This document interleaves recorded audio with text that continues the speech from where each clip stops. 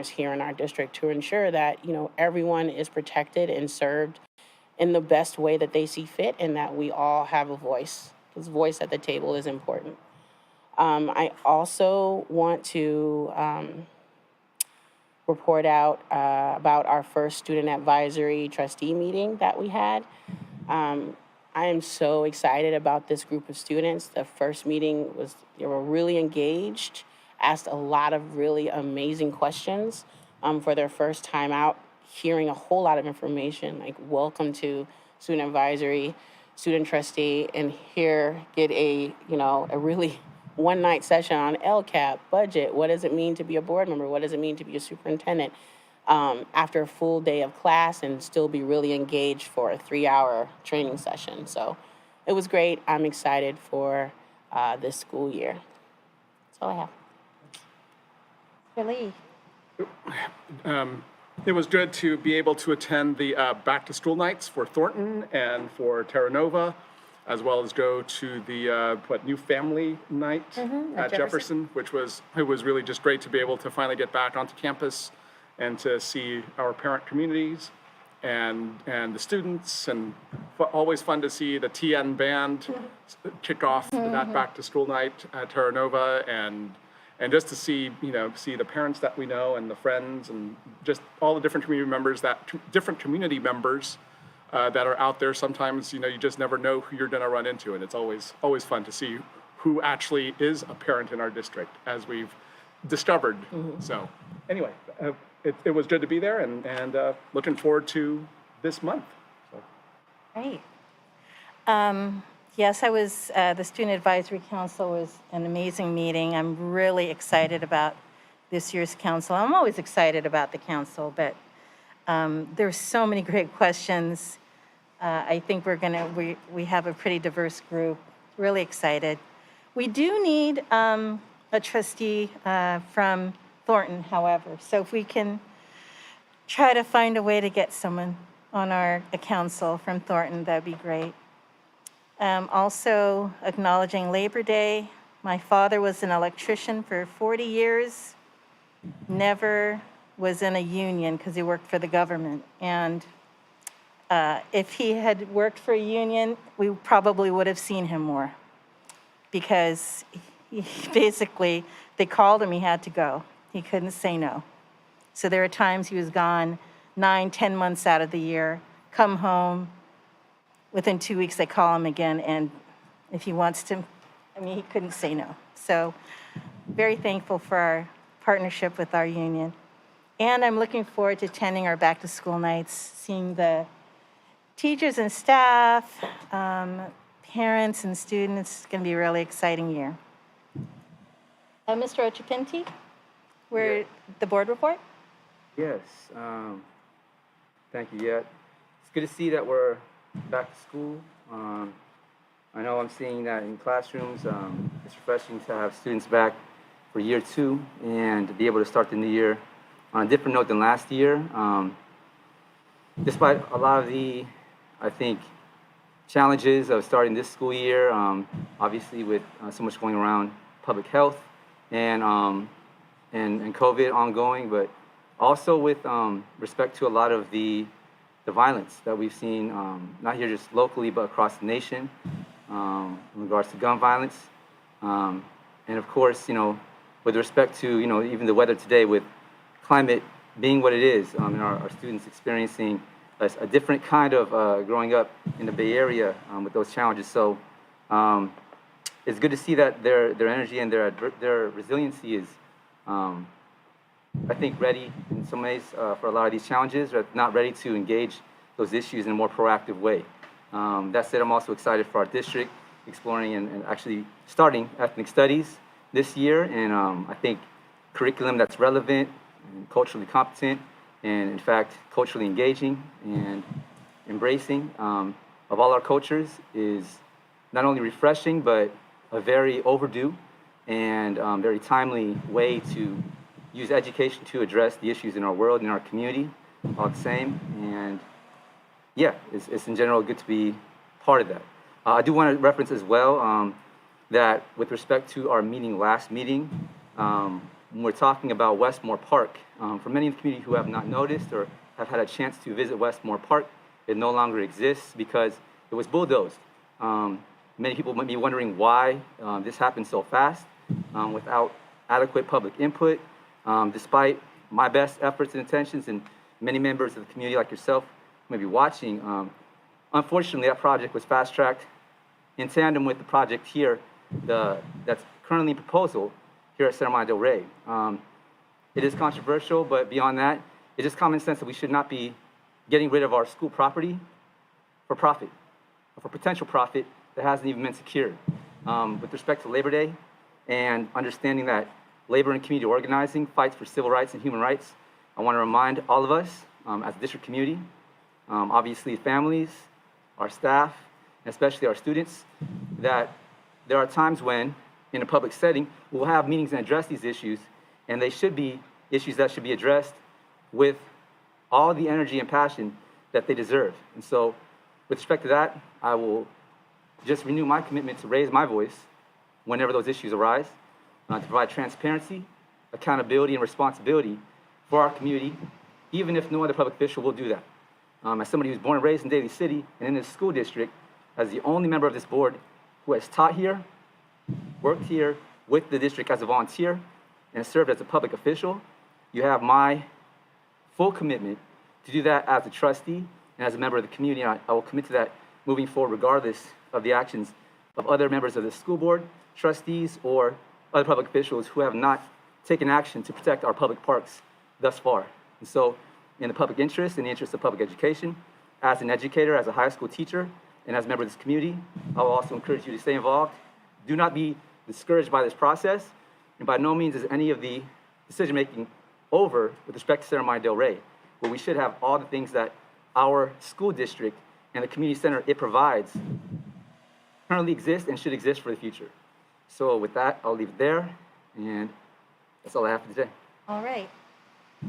Superintendent report, Ms. Presta. Thank you. I just want to reiterate what was said about the back-to-school nights. It was so nice to be at Thornton and Terra Nova and actually feel like we were starting a real school year. They were both very well attended. The mood was very, upbeat and excited for the school year. So it was really, really nice, and I was really impressed with both staffs. And it was nice to just see how many parents were there. The parent night at Jefferson was also great. We got to have a little barbecue and hear information about Jefferson, so that was great.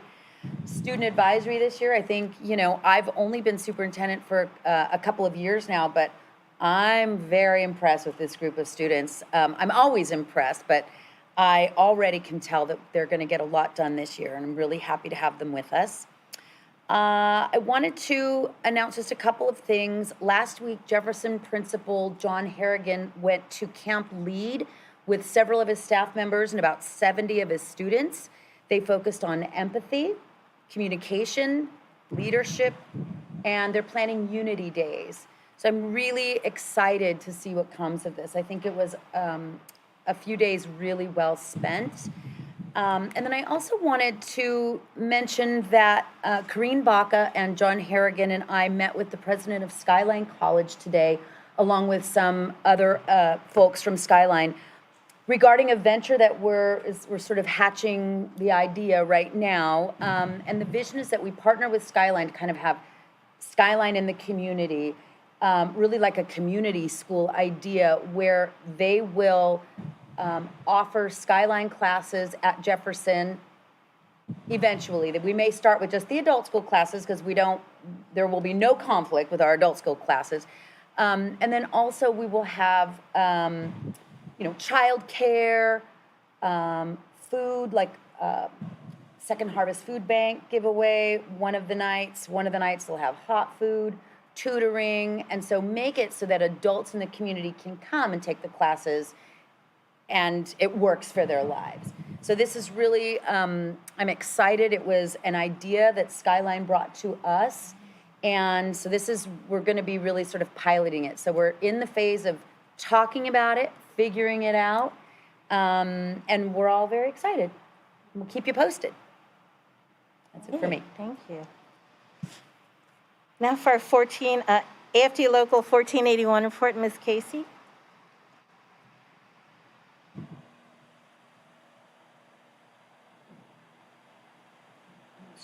Good evening, everyone. Just wanted to say happy Labor Day, the day next. I was really excited about a friend of mine whose father organizes a Labor Day parade in Upper New York. And it was amazing. I saw footage of it, and I thought it would be great for maybe us to do something similar in order to bring the trades to our students and more awareness. So I will be talking to San Mateo Labor Council about some ideas about beefing up labor and unions. And, you know, a lot of discussion is going on across the country about joining unions. So it's very exciting. People see the value and they realize that our lives are better when we work labor and management together, but you have to have both. And it helps everyone get a better work condition. And in our case, our students benefit from it. And that's why we're here. So just wanted to mention that. We have work to do, always and forever, and I'm thankful to be working with the people on both sides. So thank you all. Thank you. Do we have a COVID-19 response update? Yes, we do. Austin Warden is going to provide it All for right, us. Mr. Warden. So as COVID cases are reported to the district, those are immediately placed on the district dashboard. We are one of a few school districts continuing to update the dashboard, which is, I think, a positive for us. So as those are reported to us, they are added with currently 59 cases, both students and staff for this school year on the dashboard. Also, we are sending out bi-weekly exposure notices to the schools from that week. So on Tuesday and Thursday evenings around 5:30, if a student or staff member from that site, there was a case on campus, the entire student and guardian community receives that exposure notice during that evening. And that's it to report for now. Thank you. Now on to our consent agenda. Move to approve consent? Second?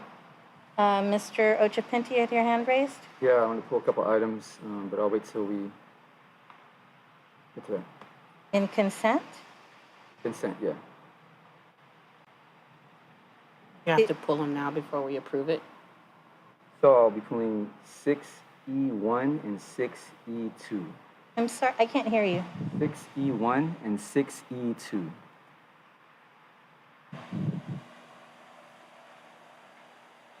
You said B1? E, E. yes. E1 and E2? 6E1 and 6E2. So, 6E1, E1, 6E2. 1, 6E1 and 6E1, 1, and 6E1, E1, 2. 2. E1, 1, and 6E1, 2. So, did you notify Ms. Presta you were going to pull these? Or No, I did didn't you have ask any any questions that I was questions? gonna pull these. I'm simply sorry? No, these are simply being pulled from the consent agenda item. Right, and I've said this many times before, that we are, by agreement in our governance handbook, we should try to notify me or Ms. Presta if you're going to be pulling items, if you have any questions, and that will hopefully, avoid what we had last time, which is the staff was not ready to answer your questions. So if you want to pull those, we will, but I'm going to reiterate again to the entire board to please heed what we've decided in our governance handbook. If you have questions on any item, you should be asking the superintendent by noon, the Monday before the meeting, or notify, ask any questions you have about an item so we can get clarification. Now, the questions you have on these items, you want to pull them because you don't understand them? Why would I not understand them? That's what I'm trying to understand. I'm trying to understand if I don't understand them. You don't understand them? No, Is I that do the understand them. question? That's why I have questions. Okay, we'll go ahead and pull it. I Yes, can't thank you. stop you. Yeah, let's do that. I just said we were. Okay. So with those consent agenda items pulled, motion to approve? There was actually already a motion and a second that's right, on the okay. original thing before before the items were pulled, actually. Okay. So we should, Well, with those items pulled, I'm not amending my motion. okay. Point of clarification, in a board meeting, Trustee Lee, if there's a request to pull a consent agenda item, it does not require approval. It's simply a part of the public process. Well, actually, I had made the motion before you pulled the items, and there was a second on it, so we should actually take a vote on the items prior to those items, on the consent agenda prior to those items being pulled. Excuse me, is there Well, a reason why you are Okay, avoiding you pulling know this what? item? It's my turn to talk here. Please, So President Tejada, take a seat. I Right? acknowledged him. So we did have a motion, we had a second, but he had had his hand raised. I saw it in the corner of my eye, and that's why I acknowledged him, even though there was a motion and a second. So moved with those amendments. Second.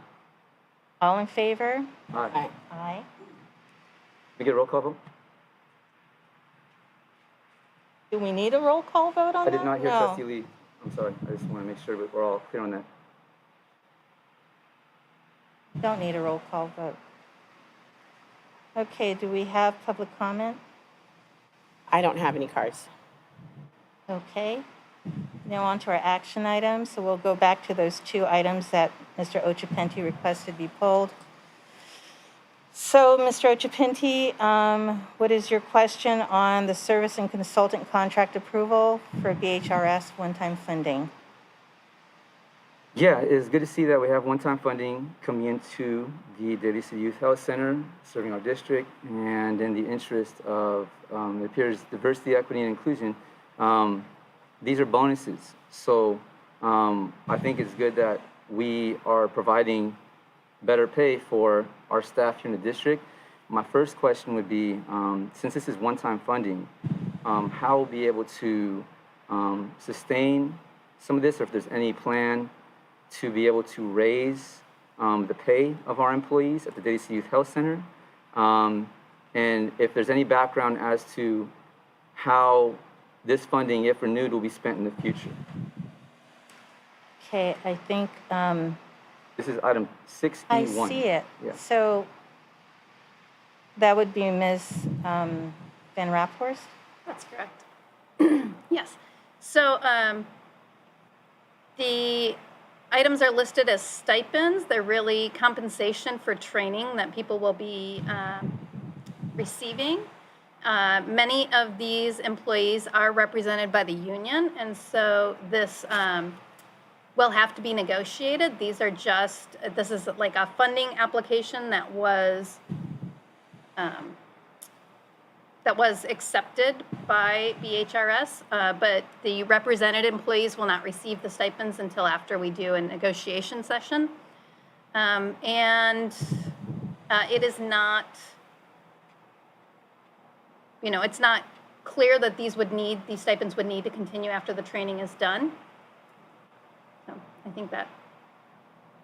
Okay, thank you for that. I mean, I know in the listing on page of the document, it is on page, the last one is, it's actually not listed here. But in the detail, there are the stipends, and then there are the items listed as staff retention bonuses. And so, just to be clear, all of these are negotiated by a union. They will need to be negotiated before they can be paid to any represented employee. That's correct. Okay. Thank you for that. So move to call the question. Second. Okay, you call the question, which means that all discussion on this item will stop. If I have to show of hands, who would like to, by show of hands, who would like to stop discussion on this question? So by show of hands, 4-0, we're now going to. 4-1. 4-1, we will Yeah. now go ahead and There's a motion to, Move to approve the contract between San Mateo County Behavioral Health. Second. Yes. is there a second? Sergeant Pinty. Mr. Ochapinti seconded. All in favor? Aye. Aye. Okay.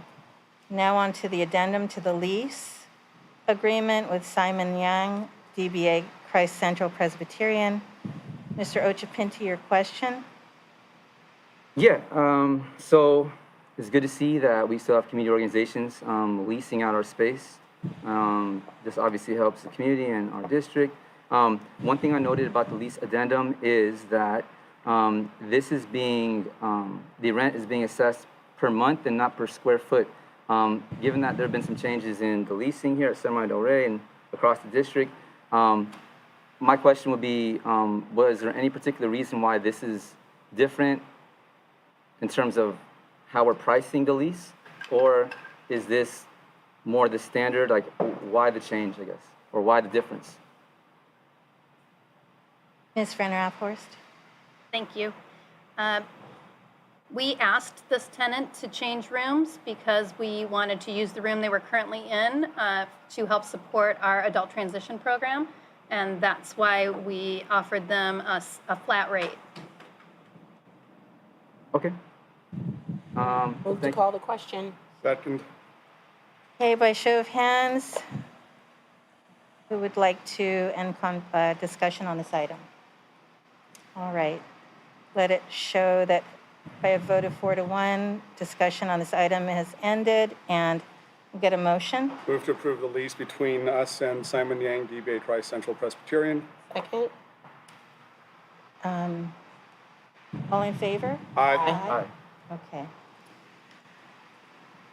Again, please, if you have questions before the meeting on items, ask them ahead of time. We can avoid this.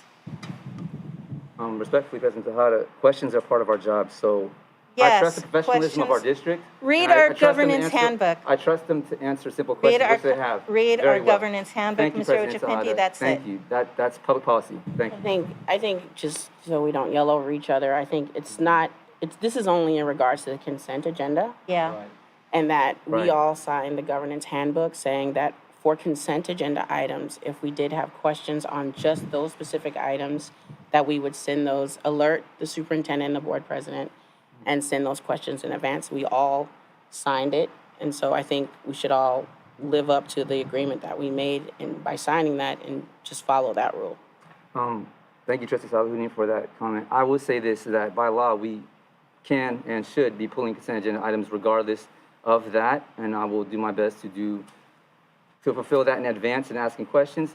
I will also add that any item that's $100,000 or over is reasonably included as a different part of the agenda in some practice of agenda, setting for school districts. And so when I see an item that does list $100,000 for our health center, that it's important to discuss even if it's a minor question, which I have full faith in our district staff to answer on hand, which they have, and have, for the most part, done so faithfully the entire time I've been on this board. So that said, thank you, and Okay. I'm ready to move on to the next item. So I'm just going to say that in our governance handbook, it states that members are encouraged to ask questions regarding consent items in advance. Pulling items from consent should be the exception rather the rule. And with that, I am going to move us on to our action items.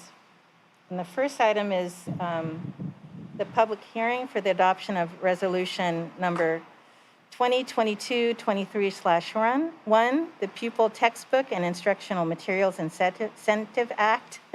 Ms. Baca. President Tejada, good evening, members of the board. Before you is a resolution stating that our students have sufficient materials and instructional materials aligned with state content standards.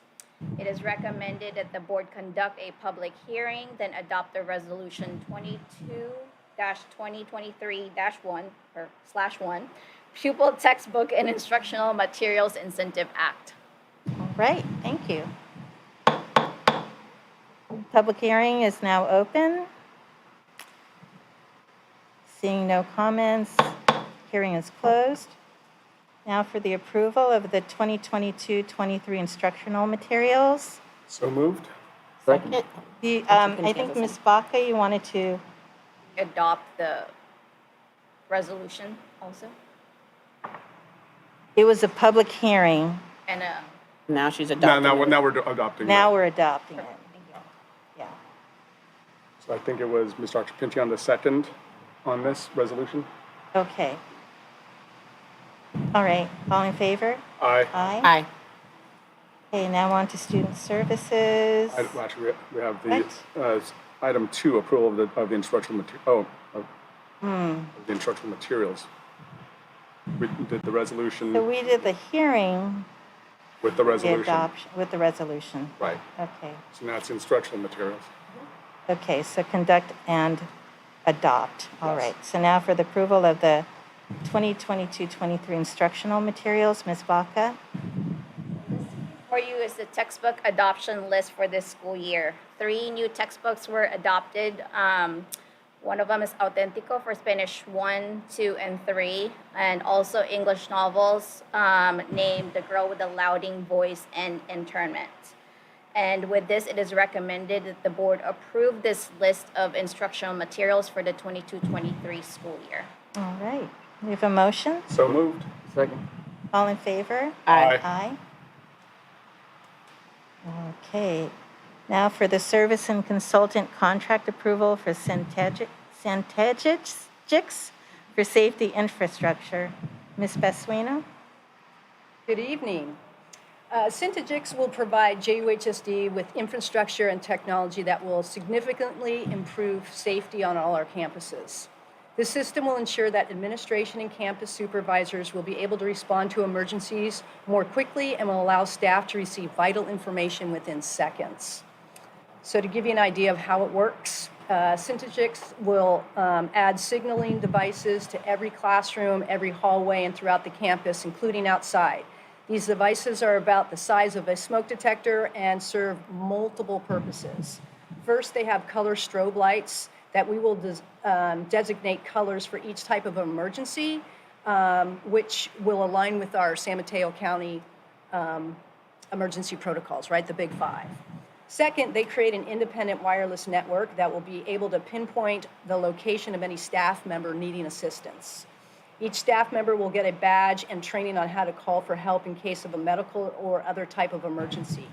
They will also get training on how to use the badge to alert everyone to an active shooter. God forbid that ever happens. Lastly, the system will allow administration to send alert messages to all school devices at a flip of a switch. For instance, if there's a shelter in place, a message can pop up on all the school devices explaining the reason, like if there's a nearby chemical spill, so that the staff isn't left wondering or needing to wait for an email. We have researched other safety tools, and Centegix is the best for our needs. There are really no other tools that we find as comprehensive, and the cost is very reasonable, at under $50,000 per year, which is less than a cost of a single campus supervisor. With all that in mind, we recommend approving this with this contract with Centegix. You have a motion? So moved. Second. So moved. We have a second? Second. All in favor? Aye. Aye. Thank you. Human Resources, application for variable term waiver for Katarina Glustein. Ms. Lujan? Good evening, everyone. The application before you is a waiver to waive a credential requirement for a new teacher that we intend to bring on for adult school. It's a half-time English ESL teacher who will be teaching English as a second language. And she comes highly recommended. Her bachelor's degree is wonderful, and she brings a lot of experience. She's worked at the community college level, just not at the high school level, so she intends to pursue a credential. Okay. Move to approve. Second. All in favor? Aye. Aye. Now on to business services. The approval of unaudited actuals for fiscal year 21-22. Ms. Van Rathhorst. Good evening, President Tejada. Good evening, everyone. In accordance with AB 1200 and Ed Code 42100, each year, the board must approve an annual statement of all income and expenditures for the district for the preceding year. As you can see from the reports, we have finished the 21-22 school year in the black with a reserve that is above the minimum that is required and a little higher than was projected. We had a little better than expected tax revenue, and we also saw a decrease in expected special education expenditures. I think this is primarily due to a reduction in our out-of-district placements. We'll have more details about the financial position when we provide our first interim report in December. We'll also be discussing finances as part of negotiations in closed session starting in October. So after your approval of this financial statement, the reports will be reviewed by the San Mateo County Office of Ed and then sent to the state superintendent. They'll also be forwarded to our auditors, and the auditors will provide the board with their report this winter. With that, I recommend that the board approve our preliminary financial statements for the 21-22 fiscal year.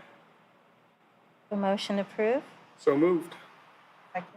All in favor? Aye. Resolution number 2022-2023/2, adopting the GAN limit. Ms. Van Raphorst. Thank you again, President Tejada. The California Constitution places limits on the growth of expenditures for publicly funded programs, and this is commonly known as GAN limits. It requires that each year we must formally adopt our appropriations limit for the fiscal year. The documentation that supports this adoption has been made available to the public, and now it comes to you as a recommendation to approve the resolution. We have a motion to approve. Move to approve. Second. All in favor? Aye. Consideration of future agenda items. I have one, just because hearing Mr. Bashir's at back to school night, we haven't had him present to the board in a little while about adult school programs, and especially since he's the principal of all programs, I would like to hear from him special education, transition, et cetera. Right, you're right. Adult school, we will note that. Thank you. And I noted on our governance calendar that we have a school board meeting scheduled for October 4th, but that falls within Yom Kippur, so I'd like for us to find another date. I do want to have 2 board meetings in that month. Yes, we looked at the calendar. Now I'm going to look to Chelsea to my right. Do you remember the date? Did we say the week before looked like a good date, Chelsea? We looked at the calendar today. If possible, I'd love to look at it now while everybody's sitting here. Okay. So that we can come up with one that matches. It would be back-to-back. Pardon me? It would be back-to-back meetings. Okay. So the Yom Kippur is which date, Rosie? October 4th. October 4th. All right. So would you like to do the 11th or the 25th? Either of 11th. those dates? How does that look for people? Either one of those dates work for me. 11th, they either works for me. Second, I'm checking the third calendar. Did you say you're checking a third calendar? Yeah. We're just moving the regular board meeting to another date? Yeah, so Yes. we have a regular board meeting on the 18th. Okay. Right. And we're going to skip the 4th. Oh, the other idea was to just have it, this was actually what we talked about today, just have it on the 5th, so you have 2 weeks gap. Okay. Change the day of the week rather than the week. Yes, that works for me. The 5th Then works you've so got well. it too. It's October better 5th. for us Yes. to get our work done. Yes, yeah. I'm okay with October October 5th. I'll make it work. Okay, Okay. October 5th. Okay, Thank but you. I think we have to put this on for action next meeting. Yeah. Right? Okay. We will. Okay, October 5th to amend board meeting. All right. Okay, nothing else. We have a motion to adjourn. So moved. Second. All in favor? Aye. Yay. Meeting